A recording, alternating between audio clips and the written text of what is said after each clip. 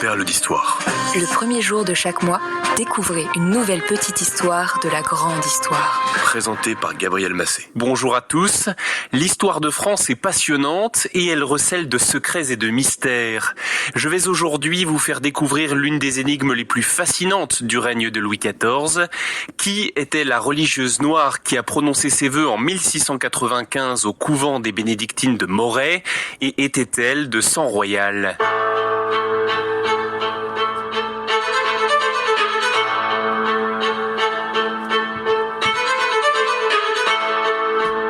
Cette histoire commence en 1660. Marie-Thérèse d'Autriche, la fille du souverain Philippe IV d'Espagne, épouse le roi de France Louis XIV. Ce n'est pas un mariage d'amour, le roi suit les conseils de Mazarin, il épouse l'alliance espagnole et une mère pour ses futurs enfants. Des enfants, Marie-Thérèse va lui en donner 6.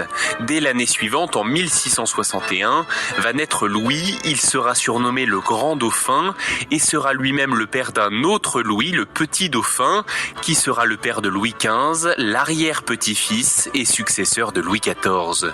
En 1662, un an après la naissance de Louis, Marie-Thérèse donne naissance à Anne-Élisabeth, qui meurt au bout de quelques semaines. En 1664, la reine tombe enceinte une 3e fois. La grossesse est difficile, Marie-Thérèse tombe souvent malade. Elle est très inquiète à l'approche de cette naissance. Le 16 novembre au matin, alors qu'elle commence à avoir des contractions, une partie de la cour vient assister à l'heureux événement. C'est le protocole, la reine accouche en public. Faisons comme si c'était normal après tout. À la nuit tombée, l'enfant arrive enfin. C'est une fille. La petite Marianne est tout de suite présentée aux grands du royaume, tous assemblés derrière une barrière dans la chambre de la reine. Et là, surprise, stupeur, silence gêné. « Mon Dieu, mais elle est noire !» s'exclame le prince de Condé avant d'éclater de rire. Les courtisans se bousculent pour apercevoir ce nourrisson à la peau sombre. Scandale à la cour de France. Il n'est pas à exclure que cet enfant ait pu souffrir du syndrome du bébé bleu, mais les nombreux témoins présents dans la pièce semblent bien avoir vu un enfant de couleur noire. Dans une correspondance, Madame de Motteville écrit « Elle accoucha d'une petite fille mauresse dont elle pensa mourir. » Mauresse, M-A-U-R-E-2-S-E, le féminin de mort, qui est à l'époque le terme désignant une personne de couleur. Mais comment est-ce possible ? Le roi, bien entendu, souhaite des explications. La dame d'atour de la reine est convaincue que cela vient du péché de gourmandise de sa maîtresse et de son inclination pour le chocolat. Elle en est très friande et à force d'en manger, cela aurait altéré le teint de l'enfant qu'elle portait. Louis XIV, peu convaincu par cette interprétation, demande également son avis au chirurgien, Monsieur Félix. Il évoque quant à lui l'intimité de la reine avec son jeune page noir, son négrillon selon le terme de l'époque. C'était un enfant ou un nain africain nommé Nabo, offert à la reine quelques années auparavant par l'amiral de Beaufort. Il l'avait ramené d'un de ses voyages au Dahomey. Ce page Nabo est vif et ses regards sur la reine ont dû troubler ses mécanismes de reproduction. C'est ce que tente d'expliquer le médecin. Mais cette théorie ne convainc pas non plus le roi. Il aurait d'ailleurs répondu à Monsieur Félix: il lui fallut que ce regard fût bien pénétrant. Ce lien avec Nabo est aussi relaté par Mademoiselle de Montpensier dans ses mémoires. Écoutez.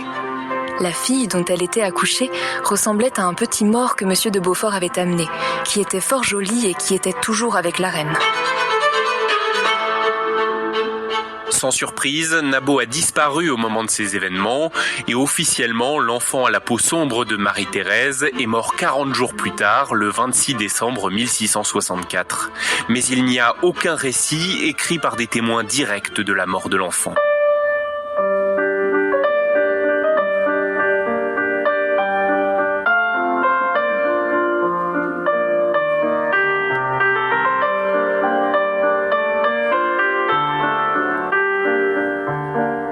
À À l'automne 1695, alors que la reine Marie-Thérèse est morte depuis déjà 12 ans, une jeune métisse d'une trentaine d'années prononce ses vœux solennels. Elle prend le voile au couvent des bénédictines de Moret, un couvent situé en lisière de la forêt de Fontainebleau. À cette occasion, plusieurs personnalités de la cour sont présentes et elle reçoit du roi une dot et une très généreuse pension. Cette religieuse prend le nom de sœur Louise-Marie de Sainte-Thérèse. On retrouve les noms de Louis et de Marie-Thérèse, ce qui n'est sans doute pas une coïncidence. Écoutez cet extrait d'une émission de l'ORTF sur le sujet présentée par Alain Decaux en 1969. On peut dire que tous les princes, enfants et petits-enfants de Louis XIV, venaient rendre visite fréquemment à la Mauresse de Moret. Par exemple, quand Marie-Adélaïde de Savoie épouse le duc de Bourgogne, le petit-fils de Louis XIV, qui est destiné à régner un jour, qui est l'héritier du trône, eh bien, on conduit presque aussitôt Marie-Adélaïde de Savoie, devenue duchesse de Bourgogne, devenue petite-fille de Louis XIV, voir cette Mauresse de Moret. Pourquoi ? Pourquoi est-ce qu'elle est si intéressante ? Pourquoi est-ce que la famille royale va lui rendre visite comme à une amie, j'allais dire, comme à une parente ? Ce qui est certain, c'est que cette religieuse noire croyait savoir qui elle était. Cette Mauresse de Moret, elle, croit dur comme fer qu'elle est la fille de la reine et du roi. C'est aussi l'avis du duc de Saint-Simon. Il pense, lui, que ses parents l'ont mise au couvent à cause de sa couleur. Mais l'un comme l'autre n'avait pas les connaissances génétiques pour comprendre que c'était impossible. Est-ce qu'il ne s'agirait pas de cette petite fille noire qui aurait vécu, que l'on aurait éliminé de ses droits et de la cour, parce que tout de même c'était bien gênant, et qu'on aurait, sous une identité empruntée, envoyée au couvent. Cette religieuse métisse serait donc la fille de la reine Marie-Thérèse et du page Nabeau. Ça, c'est la première thèse sur l'identité de cette Mauresse. Il en existe 3.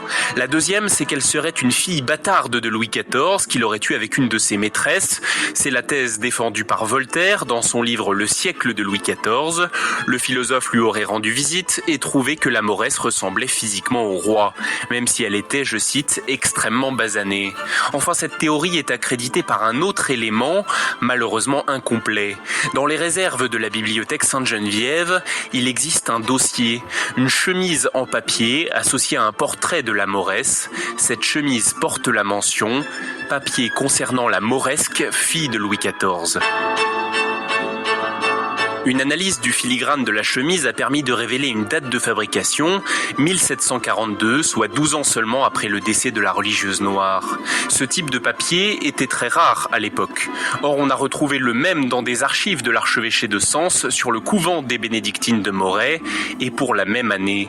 Ce qui prouve que cette chemise venait bien du couvent où la Mauresse avait vécu toute sa vie, mais cette chemise est vide. Quel dommage. Ça aurait pu être un indice. Jetons enfin un coup d'œil à la troisième théorie, beaucoup moins probable au vu des éléments évoqués précédemment. La Mauresse serait une enfant parrainée par le couple royal, peut-être la fille d'un jardinier de la cour.